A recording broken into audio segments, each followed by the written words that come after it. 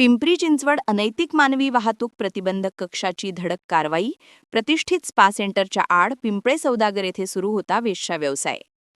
The aura Thai spa या spa सेंटरच्या नावाखाली सुरू असलेल्या वेश्या व्यवसायाचा प्रकार गुन्हे शाखेच्या अनैतिक मानवी वाहतूक प्रतिबंधक विभागाने उघडकीस आणला. या कारवाईत पोलिसांनी तब्बल 5 ईशान्य व 2 इतर राज्यातील अशा 7 म्हणजेच 3 नागालँड, 1 मिझोराम, 1 त्रिपुरा, 1 केरळ व 1 महाराष्ट्र पीडित महिलांची सुटका केली आहे. स्पा सेंटरचा मालक अभिजित लॉरेन्स यांनी महिलांना पैशांचे आमिष दाखवून त्यांना वेश्या व्यवसायास प्रवृत्त केल्याची माहिती उघडकीस आली आहे.